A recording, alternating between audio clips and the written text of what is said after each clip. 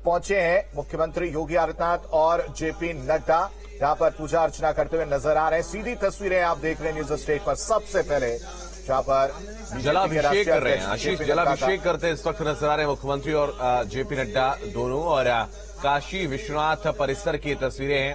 काशी विश्वनाथ जो कि एक तरीके से वाराणसी की काशी की पहचान है, और जब से कॉरिडोर वहां पर बना है उसके बाद इस पूरे मंदिर परिसर की भव्यता और भी ज्यादा बढ़ गई है। सीधे मां गंगा से जोड़ा गया है इस परिसर को।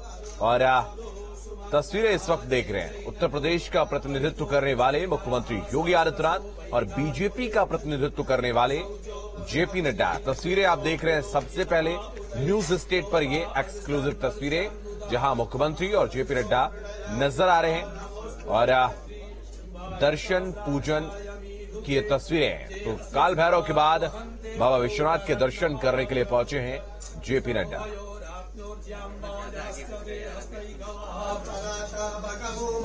बड़ी जिम्मेदारी है इन कंधों पर, क्योंकि यूपी जो जीतता है वो देश जीतता है। और यूपी में 2 बार प्रचंड जीत के रणनीतिकार आप देख रहे हैं मुख्यमंत्री योगी आदित्यनाथ, जिनके चेहरे पर चुनाव लड़ा गया विधानसभा का, और भारतीय जनता पार्टी ने एक बार फिर से प्रचंड बहुमत के साथ वापसी की। बीजेपी ने इतिहास दर्ज किया, लंबे समय के बाद किसी दल ने रिपीट की अपनी गवर्नमेंट। तो बहुत बड़ी जिम्मेदारी योगी आदित्यनाथ के ऊपर है और उतनी बड़ी जिम्मेदारी जेपी नड्डा पर भी है शुभम, क्योंकि करीब दोपहर करीब 12 बजे जो है जेपी नड्डा गाजीपुर में पहुंच जाएंगे, जहां से मिशन 2024 की वो शुरुआत करते हुए नजर आ रहे हैं। नए कार्यकाल में पहली बार यूपी की सियासत को धार देंगे, और संकेत ये भी है कि मिशन 2024 को जो मोदी मंत्र के संगठन पदाधिकारियों तक मोदी मंत्र को पहुंचाते हुए नजर आएंगे। 80 लोकसभा सीट में अगर बात की जाए तो 14 सीटों पर बीजेपी को हार का मुंह देखना पड़ा था, और इसलिए फोकस पॉइंट जो है यही सीटें। जेपी नड्डा भी शुरुआत इसीलिए गाजीपुर से करते हुए नजर आ रहे हैं, जो कि बीजेपी जीत नहीं सकी थी। ऐसे में लोकसभा चुनाव से पहले विपक्ष के कोर वोट बैंक में सेंध लगाने की तैयारी है, और इसलिए आप शुभम नोटिस करेंगे कि पसमानदा मुस्लिम अचानक से लाइमलाइट में आ गए हैं।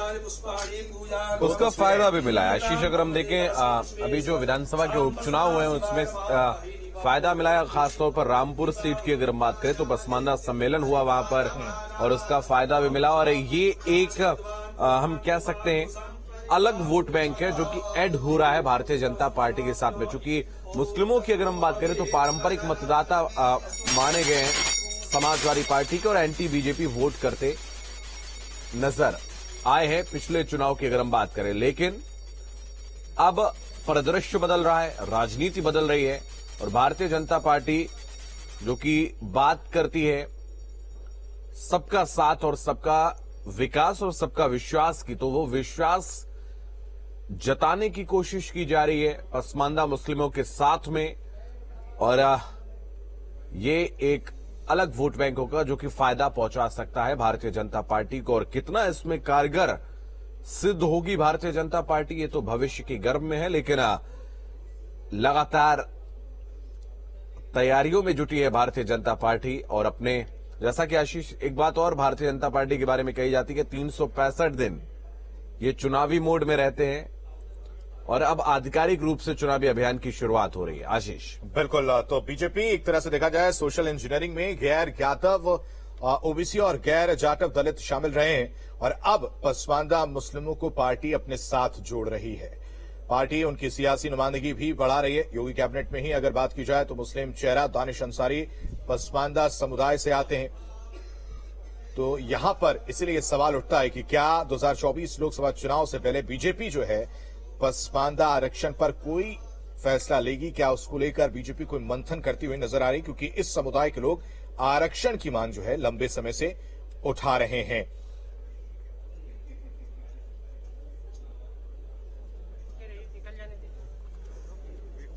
तो पूजा अर्चना कर चुके जेपी नड्डा, मुख्यमंत्री योगी आदित्यनाथ उनके साथ मौजूद रहे, जहां जलाभिषेक करते हुए नजर आए, और उसके बाद आरती उतारी, और अब वहां से रवाना होते हुए नजर आ रहे। देखिए जेपी नड्डा बीजेपी के राष्ट्रीय अध्यक्ष और मुख्यमंत्री योगी आदित्यनाथ मौजूद हैं और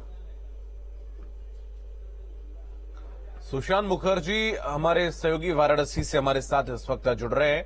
सुशांत, आपके पास आएंगे। मुख्यमंत्री मौजूद हैं इस वक्त काशी विश्वनाथ परिसर में, जेपी नड्डा मौजूद हैं। क्या मायने इस दौरे के? देखिए, इस दौरे के मायने साफ है कि बीजेपी के राष्ट्रीय अध्यक्ष का एक्सटेंशन के बाद पहला यह दौरा है और काशी विश्वनाथ मंदिर और काल भैरव मंदिर में दर्शन करने के साथ शुरुआत किया गया है इस दौरा का।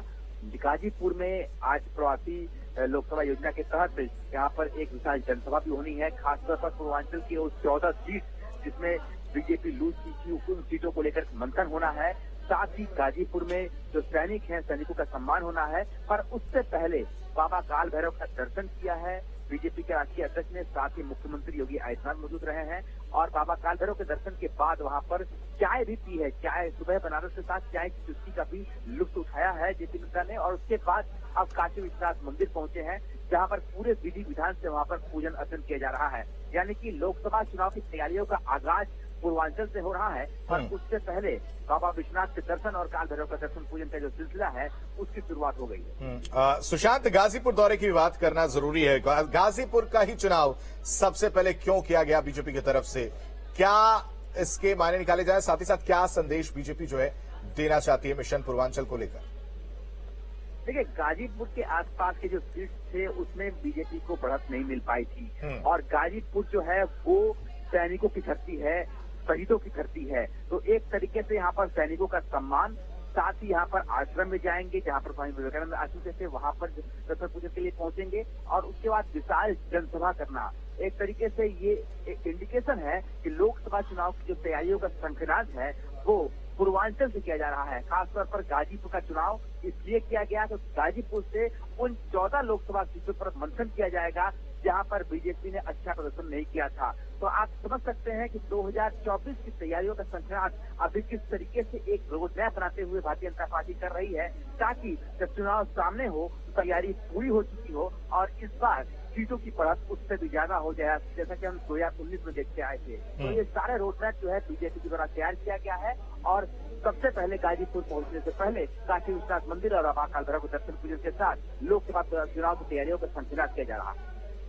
बिल्कुल, तो लोकसभा के चुनावी अभियान का शंखनाद हो रहा है बाबा विश्वनाथ के दर्शन के साथ में और एक नए वोट बैंक को साधने की कोशिश भी, जैसा कि आशीष जिक्र कर रहे हैं, और पूजा अर्चना करते नजर आए हैं बाबा विश्वनाथ के धाम में, काल भैरव के धाम में जेपी नड्डा और मुख्यमंत्री योगी आदित्यनाथ। सुशांत, आपके पास आएंगे। सवाल यह है कि एक तो काशी खुद प्रधानमंत्री का संसदीय क्षेत्र है, नए तरीके से संवारने की कोशिश हुई है, कॉरिडोर बनाया गया और अब वहां पर टेंट सिटी, जैसा कि आपने लगातार वो तस्वीरें भी दर्शकों तक पहुंचाई, वो बनाई गई है। गंगा को शुद्ध करने की तमाम कोशिशें की गई, अभियान चलाए गए हैं। तो कितना ये मैसेज क्लियर हो पा रहा है आध्यात्मिक रंग के साथ में, कैसे राजनीति को आगे बढ़ाया जाए? क्या इसको लेकर प्रमुखता से भारतीय जनता पार्टी काम कर रही है? देखिए, भारतीय जनता पार्टी ने इस चुनावी अभियान के शंखनाद से पहले ये दर्शा दिया है कि उत्तर प्रदेश बदल रहा है और उत्तर प्रदेश में जो पर्यटन है, आध्यात्मिक पर्यटन है, उसका किस तरीके से जोर प्रधानमंत्री नरेंद्र मोदी ने खुद दिया है। खुद पीएम मोदी जब काशी विश्वनाथ धाम के लोकार्पण के समय पहुंचे थे तो उसी समय टेंट सिटी की परिकल्पना उन्होंने रखी थी, जो आज साकार हुआ है। तो एक तरीके से उत्तर प्रदेश सबसे बड़ा प्रदेश है, 80 लोकसभा सीट है।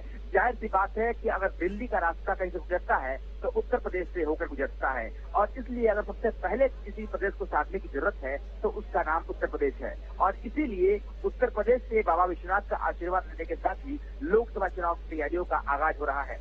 आपने तस्वीरों में देखा होगा कि जब जब प्रधानमंत्री किसी तैयारियों का आगाज करते हैं तो वो काशी विश्वनाथ मंदिर में जरूर आते हैं। शिव भक्ति उनके कण कण में बसी हुई है और उसका एक जो नतीजा है वो भी सबके सामने आ चुका है। और आज फिर से एक बार उदाहरण देखने को मिल रहा है जब काशी विश्वनाथ मंदिर में